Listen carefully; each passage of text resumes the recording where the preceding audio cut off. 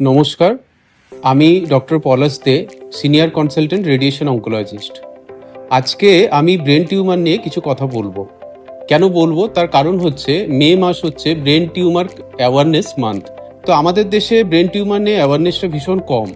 তো এই কারণে আমাদের কাছে ব্রেন টিউমারটা বলা আরও বেশি প্রাসঙ্গিক। কারণ আমরা ব্রেস্ট ক্যান্সার, জরায়ুর ক্যান্সার, মুখের ক্যান্সার, এই ধরনের অনেক ক্যান্সার নিয়ে আলোচনা করি, কিন্তু ব্রেন টিউমারটা যে কত ক্ষতিকারক সেটা আমরা অনেকেই জানি না।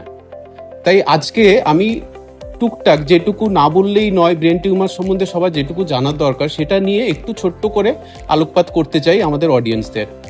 তো ব্রেন টিউমার হচ্ছে এমন একটা টিউমার যেটা ব্রেনের সেল থেকে তৈরি হয়। এটা দু ধরনের হয়, একটা হচ্ছে বিনাইন, একটা হচ্ছে ম্যালিগন্যান্ট। ইউজুয়ালি আমরা যেটা জানি যে ক্যান্সার মানে হচ্ছে অন্য জায়গায় ছড়িয়ে যাওয়ার প্রবণতা থাকে, কিন্তু ব্রেন টিউমার দু ধরনের হয়। মানে কিছু টিউমার থাকে যারা অন্য জায়গায় ছড়ায় না, যাদেরকে আমরা বিনাইন টিউমার বলি, আর কিছু থাকে অন্য জায়গায় ছড়িয়ে যায়, তাদেরকে আমরা ম্যালিগন্যান্ট টিউমার বলি। এছাড়া ব্রেন টিউমারে আরও দুটো ভাগ আছে, একটা হচ্ছে প্রাইমারি টিউমার, একটা হচ্ছে সেকেন্ডারি। মানে ব্রেনে যে সেলগুলো দিয়ে তৈরি হয় ব্রেনটা, তার মধ্যে কোনো সেল থেকে যদি টিউমারটা তৈরি হয় তাহলে আমরা সেটাকে প্রাইমারি বলি। যদি অন্য জায়গা থেকে, অন্য কোনো ক্যান্সার থেকে ব্রেনে ছড়ায় তাহলে আমরা সেটাকে সেকেন্ডারি বা মেটাস্টেসিস বলি। যেমন ব্রেস্ট ক্যান্সার থেকে ছড়াতে পারে, লাং ক্যান্সার থেকে ছড়াতে পারে, বা অন্য অন্য যে কোনো ক্যান্সার থেকে যদি ব্রেনে ছড়ায় সেটা হচ্ছে সেকেন্ডারি টিউমার। এবারে ব্রেন টিউমারে কি কি হতে পারে বা কি কি হলে আমরা ভাববো যে আমাদের ব্রেন টিউমার হওয়ার একটা চান্স হয়েছে। প্রথম যেটা আমি সবার আগে বলবো সেটা হচ্ছে মাথা ব্যথা। আমরা ইউজুয়ালি কি করি, মাথা ব্যথা হলে প্যারাসিটামল খেয়ে নিই, মাথা ব্যথা হলে অন্য কোনো গ্যাসের ওষুধ খেয়ে নিই। আমরা ভাবি যে অন্য কোনো কারণে মাথা ব্যথা হচ্ছে, বাট ঘুণাক্ষরেও আমরা মাথার মধ্যে একবারও আনতে চাই না যে ব্রেন টিউমারের জন্য কিন্তু মাথা ব্যথাটা হতে পারে।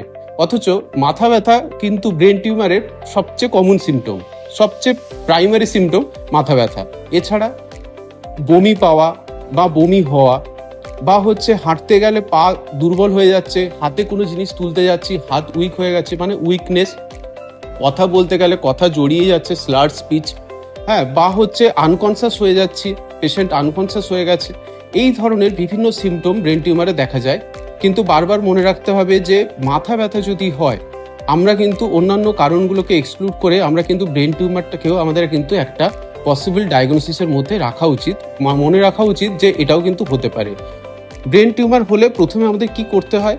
প্রথমে আমরা যেটা করি যে ডক্টরকে দেখানো, নিউরোলজিস্টকে দেখানো, তার নিউরোলজিক্যাল এক্সামিনেশন করা, এবং কোন জায়গায় ব্রেনের ড্যামেজ হতে পারে সেইটা বুঝে সেইভাবে আমরা নেক্সট প্রসিডিওরে যাই যে কি ইনভেস্টিগেশন করাবো।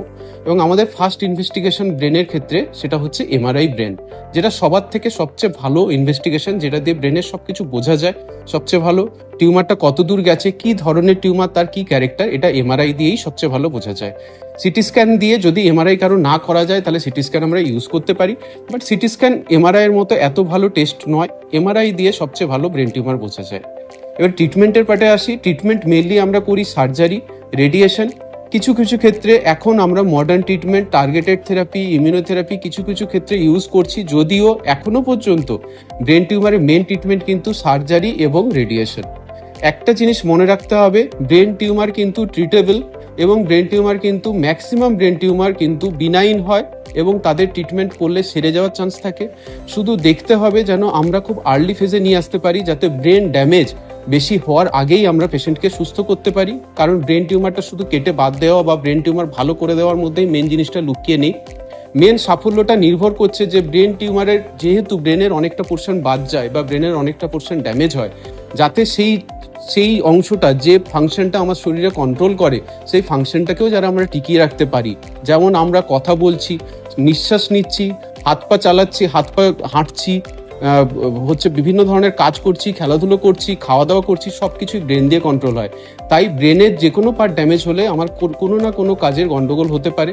তাই সেইগুলো গন্ডগোল হওয়ার আগেই যদি আমরা পেশেন্টকে ট্রিটমেন্ট করতে পারি, তাহলে কিন্তু আমরা পেশেন্টকে শুধু ব্রেন টিউমার থেকে ভালো করব তাই নয়, তার যে কমপ্লিকেশনসগুলো আছে, তার যে সাইড এফেক্টসগুলো আছে, সেগুলো থেকেও কিন্তু ভালো রাখতে পারবো। লাস্টে একটাই বলবো যে আমরা মে মাসটাকে গ্রে মে বলি। গ্রেটা হচ্ছে আমরা ইউজ করি এই কালারটাকে ব্রেন টিউমার অ্যাওয়ারনেসের জন্য। আজকে বলার আমার উদ্দেশ্য একটাই যে ব্রেন টিউমারটাকে আপনারা কিন্তু অবহেলা করবেন না, বা যে কোনো ধরনের মাথা ব্যথা, বমি হওয়া বা খিঁচুনি হওয়া, এগুলো যদি হয় তাহলে সাথে সাথে আপনার নিউরোলজিস্টের পরামর্শ নিন, নিউরো মেডিসিন বা নিউরো সার্জনকে দেখান, এবং যদি মনে হয় ব্রেন টিউমার হয়েছে আপনারা অঙ্কোলজিস্টের পরামর্শ নিতে পারেন। সবাই ভালো থাকবেন, সুস্থ থাকবেন। নমস্কার।